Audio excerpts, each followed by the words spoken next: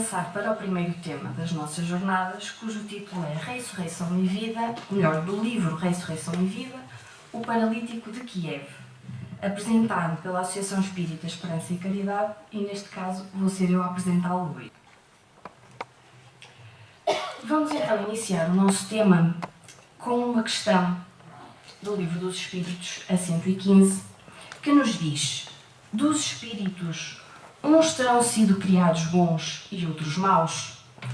Deus criou todos os espíritos simples e ignorantes, isto é, sem saber. A cada um deu determinada missão, com o fim de esclarecê-los e de os fazer chegar progressivamente à perfeição, pelo conhecimento da verdade, para aproximá-los de si. Nessa perfeição é que eles encontram a pura e eterna felicidade. Passando pelas provas que Deus lhes impõe, é que os espíritos adquirem aqueles conhecimentos necessários. Uns aceitam submissos essas provas e chegam mais depressa à meta que lhes foi destinada. Outros só a suportam murmurando e, pela falta em que desse modo incorrem, permanecem afastados da perfeição e da prometida felicidade. Ao longo do nosso processo evolutivo, nem sempre temos sido os filhos mais ou menos bem comportados, como nos apresentamos hoje. E então, isto hoje é muito mais fácil de entender, se nos lembrarmos da sentença de Jesus àqueles que queriam lapidar a mulher adúltera, que nos diz: aquele que estiver sem pecado, atire a primeira pedra. Ocorre que quase todos sentimos maior ou menor dificuldade em aceitar essa realidade, não nos revendo na condição de quem ontem não passava de um simples criminoso, de um vulgar delinquente. Aqui poderíamos também perguntar: por que é que Deus não nos criou perfeitos? E foi precisamente essa questão que Kardec fez ao questionar: por que está o mal na natureza das coisas? Falo do mal moral. Não poderia Deus ter criado a humanidade em melhores condições? Já te dissemos, os espíritos foram criados simples e ignorantes. Deus deixa que o homem escolha o caminho. Tanto pior para ele se toma o caminho mau. Mais longa será a sua peregrinação. Se não existissem montanhas, não compreenderia o homem que se pode subir e descer. Se não existissem rochas, não compreenderia que há corpos duros. É preciso que o espírito ganhe experiência. É preciso, portanto, que conheça o bem e o mal. Eis porque se une ao corpo. Temos agora melhor percepção das coisas, ao descobrirmos que os desígnios de Deus são infalíveis, que nada faz por mero acaso e que toda a sua justiça se destina a conduzir-nos com a brevidade possível à felicidade, ao bem-estar, à plenitude. É para que não nos faltem, ao longo da jornada, as orientações possíveis e o socorro necessário, poderíamos recorrer mais uma vez à doutrina espírita, que no Evangelho segundo o Espiritismo nos diz o seguinte: na sua origem, o homem só tem instintos. Quando mais avançado e corrompido, só tem sensações. Quando instruído e depurado, tem sentimentos. E o ponto delicado do sentimento é o amor. Não o amor no sentido vulgar do termo, mas esse sol interior que condensa e reúne no seu ardente foco todas as aspirações e todas as revelações sobre-humanas. Esta é, sem dúvida, uma meta ambiciosa que todos alcançaremos após superar muitos obstáculos e ultrapassar imensas dificuldades. Mas apesar das promessas que nos são feitas, ainda não aprendemos a renunciar. E é por isso que tarde ou cedo sempre chega o tempo de reparar pela dor aquilo que não conseguimos aprender com o amor. Entretanto, não percebemos que ao nosso lado seguem seres mais sofridos, carregando fardos mais pesados do que o nosso, sem manifestarem a mínima revolta contra a divindade. Eles sabem que serão recompensados. E para que a caminhada seja menos penosa, ainda temos aqueles que se nos tornam exemplos, como é o caso de Ivone Amaral Pereira, uma mulher extraordinária que soube aliar aos seus dótios de mulher nobre uma conduta mediúnica exemplar. Resgatando equívocos do passado, ela foi capaz de cuidar daqueles que sofriam mais, aliviando-lhes a dor, ao mesmo tempo que conquistava degraus para a felicidade. Dos variados livros que nos legou, trazemos hoje Ressurreição e Vida, ditado pelo nobre espírito que foi Leon Tolstói, onde encontramos um capítulo que se intitula O Paralítico de Kiev, a importância da reforma íntima. Se nos dizemos cansados de sofrer, saturados de lutar, desiludidos da vida e de tudo aquilo que nos rodeia, se nos questionamos contra a divindade, afirmando-nos inocentes e os maiores sofredores de todos, discutimos agora o que nos narra Ivone Pereira. A personagem principal desta história é o capitão conde Dmitri Stepanovich Dolgorukov, antigo oficial da Guarda Imperial de Nicolau I e Alexandre II. Contra a vontade do imperador Nicolau I, que o queria na sua guarda pessoal, Dmitri queria as glórias da batalha e seguiu para as frias terras da Crimeia, onde o inverno foi particularmente agreste. Muitos soldados padeceram as mais diversas doenças devido ao frio, sendo ele um dos primeiros a ficar gravemente doente. Voltando às suas terras, não recuperou totalmente e, por isso, afastou-se da vida militar e social. Entretanto, na ânsia de encontrar a cura para a sua doença, recorreu a sumidades da época. Na Rússia, na Alemanha, na Áustria, na França, mas tudo em vão. Convenceu-se então que morreria em breve, pois Deus não iria permitir que ele, um homem de condição superior, capitão da Guarda Imperial, que ficasse inválido ou paralisado, como os miseráveis e os estúpidos camponeses, como ele achava. No entanto, 10 anos se passaram e ele continuava vivo, bonito e corado, mas com um ar desalentado e sempre a blasfemar contra a providência divina, que o mantinha naquela condição, embora com apenas 30 anos de idade. Em 1868, ficou paralisado, passando a necessitar da ajuda de terceiros para tudo. Em 1870, a sua mãe desencarnou, aumentando ainda mais a sua angústia e a sua revolta. Enquanto ele tinha esperanças de cura e a companhia da sua mãe, ia recebendo visitas, dava festas, mas após o desencarne desta e a sua nova condição de paralítico, fechou-se nos seus aposentos, com vergonha dos seus amigos, deixando-se ver apenas pelos criados e camponeses, a quem não dispensava a mínima importância. Com a chegada do inverno, sempre muito rigoroso, a saúde de Dmitri piorava, assim como o seu humor. Foi num destes momentos de mau humor e revolta contra tudo e todos que conheceu o pequeno camponês Peters, que era afilhado de Melania, a sua cuidadora pessoal. O pequeno Peters considerava Dmitri um semideus devido à sua posição social, mas ao ver a sua atitude exaltada, disse-lhe que pelo facto de ele ser doente não tinha direito a tratar mal os outros, que tinha um irmão paralítico e em muito piores condições do que ele. No entanto, nunca ninguém o ouviu queixar-se ou pronunciar uma palavra impaciente contra quem quer que fosse. Esta conversa marcou o início da mudança de Dmitri, que na manhã seguinte apressou-se a ir conhecer Ivan. Ivan, então o irmão de Peters, sentia-se feliz, pois tinha quem o amasse e cuidasse, uma casa que lhe dava o conforto necessário. Além disso, se o próprio Cristo tinha padecido na terra, quem era ele para se considerar infeliz? E acrescentou mais: havia quem estivesse pior do que eu, como Tito Jankov. Entendamos que todos os casos que eu vou relatar são de camponeses sem recursos materiais nenhuns, em condições muito graves. E então Dmitri quis também conhecer este tal Tito. Mas quando o viu, mal conseguiu falar. Tal a impressão repulsiva que a miséria do enfermo, a solidão da casa e a enfermidade causavam à sua sensibilidade abastada, que até à data desconhecia o significado das palavras pobreza, necessidade e miséria.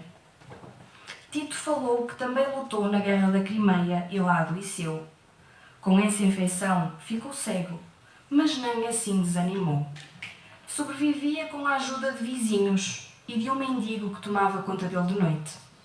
Ao conversarem, Tito também lhe disse: Deus Nosso Senhor é bom, e eu não vivo assim tão mal. Não faltam bons corações que me ajudam. Nada me falta. Tenho tudo. Existem doentes piores do que eu. Estou satisfeito e resignado com a minha sorte. Como te poderás sentir satisfeito ou desgraçado? A viver nestas condições e, acima de tudo, completamente cego? Perguntava Dimitri. A verdade é que prefiro estar assim cego do que continuar a ver as misérias e maldades que muitas vezes vi antes de cegar. Além disso, o conde fala assim porque ainda não conheceu Elias Peterov. A transformação de Dimitri já estava a notar-se e ele ia meditando. Impressionou-me de tal forma a miséria em que vive aquele mendigo Tito que meditei um pouco em Deus durante a viagem de retorno. E à noite rezei com fervor, suplicando piedade para ele, como outrora a minha mãe me ensinou a fazer para com os infelizes. Melânia, que o apoiava sempre, disse-lhe: quando sofremos amparados pela boa vontade da resignação, as nossas dores apresentam-se menos ásperas.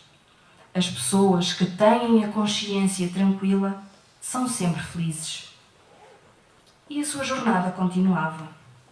Ao chegar à casa de Elias Peterov, depara-se com ele cego, surdo, mudo e paralítico, além de sofrer de epilepsia e da repulsa por parte da sua mãe, que estava saturada de tratar dele.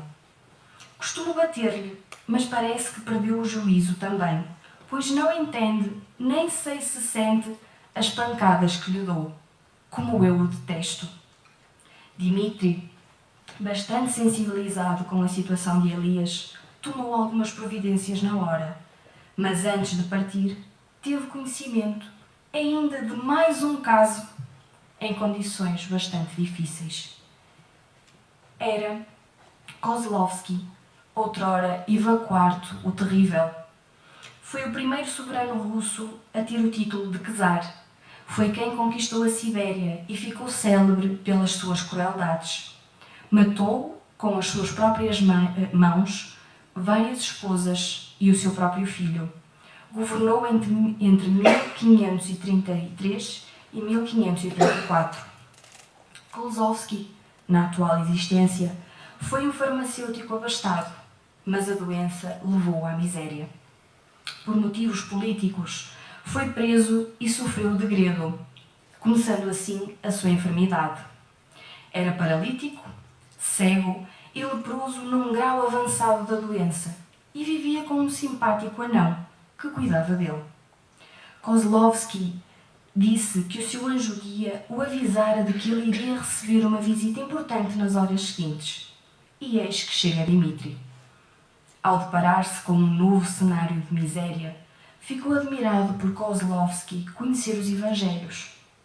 E ele disse-lhe que, enquanto pôde ver, leu e releu os Evangelhos para reter a sua essência, encontrando meios que o amparassem quando perdesse a visão. Leu e estudou a sobrevivência da alma após o desencarne.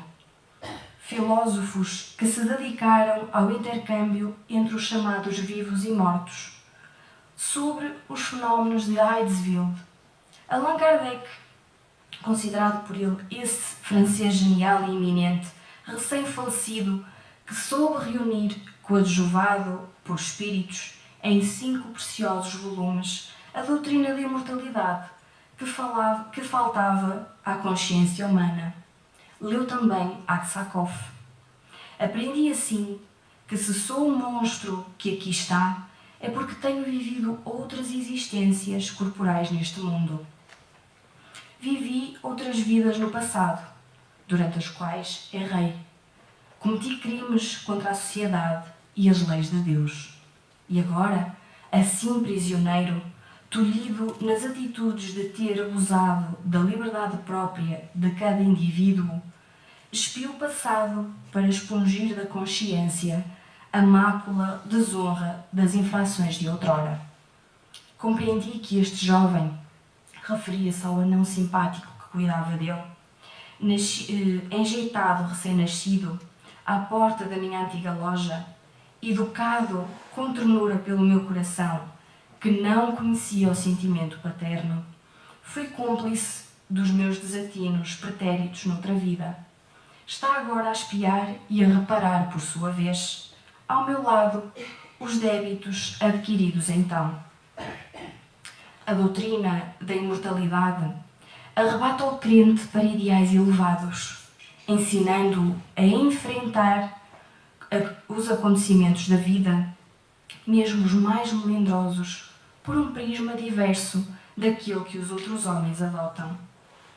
Quando afirmou que havia sido Ivan o Terrível, Dmitri disse que, segundo os monges de Kiev, as altas inteligências da época, Ivan o Terrível estaria detido nas profundezas do inferno, ao que Kozlovsky respondeu: porventura não será inferno viver uma alma que conheceu as glórias do poder, os caprichos do amor, o triunfo das paixões, os regalos da fortuna, o fascínio das multidões curvadas a seus pés, os gozos vis da soberania cruel? Não é inferno sentir-se essa alma, depois da dobragem dos séculos, retida numa cadeira de rodas, prisioneira de si mesma, votada ao mais contundente abandono por parte dos que amou, envolta em misérias sem fim, a sentir, minuto a minuto, a lepra corroer-lhe as carnes, devorar-lhe os olhos para torná-los cegos, destruir-lhe as mãos, que outrora foram homicidas, soltar-lhe os dentes, tornando-o cada vez mais feio, deformar-lhe o rosto, para torná-lo monstruoso como o próprio caráter, com que então delinquiu, reduzindo-o a um monte de escombros deteriorados, repelentes, até para si próprio.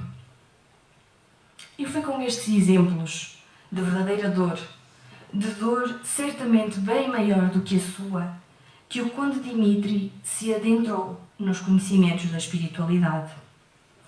Dmitri então percebeu que tanto Ivan, Tito, Elias, Kozlovsky estavam perfeitamente resignados com a sua condição. No entanto, ele, doente, mas rico e poderoso, servido por um anjo lindo e maravilhoso, era o único inconformado com a sua situação, sempre a blasfemar da providência. Cercado de todas as riquezas e luxos, era o único não resignado, que esqueceu Deus e não reconhecia as bênçãos divinas. E então chorava por compaixão de quem visitou e de arrependimento por nunca ter pensado que havia outros em piores condições do que ele, com remorsos pelas blasfémias que proferia desde que ficou enfermo. Perante tudo isto, Dmitri sentiu-se naturalmente inclinado a tomar algumas providências e poderá dizer-se que a sua vida mudou radicalmente. Teríamos que ler todo o capítulo, porque se eu o lesse todo aqui não teríamos certamente tempo para ler perceber todas as entrelinhas de todos os casos que foram relatados e pormenores da mudança interior que aconteceu em Dmitri, para percebermos ainda mais a grandeza deste capítulo, bem como não só neste livro, mas todos de Ivone, para aprendermos e valorizarmos ainda mais a sua obra. Mais tarde, Dmitri ainda disse: quanto tempo perdido na indiferença do egoísmo, meu Deus! E eu quero deixar-vos, ainda tenho algum tempo, só com uma frase para nós refletirmos. Eu não quero que respondam, só quero que reflitam. E nós? Será que continuamos a achar-nos tão infortunados como quando aqui chegamos? Nós não desvalorizamos as dores de cada um de forma nenhuma, todos nós as temos. Mas depois recebemos estes relatos, que eu confesso que quando li particularmente o último caso de Kozlovsky, me tocou particularmente com este pequeno trecho que lhes trouxe. E penso, será que nós temos direito de nos considerarmos os maiores sofredores do mundo? Será que ao nosso lado não há alguém que está muito pior ou pior do que nós? Será que nós não podemos fazer algo para ajudar essa pessoa e dessa forma melhorarmos também? Fica a sugestão e muito obrigada pela atenção.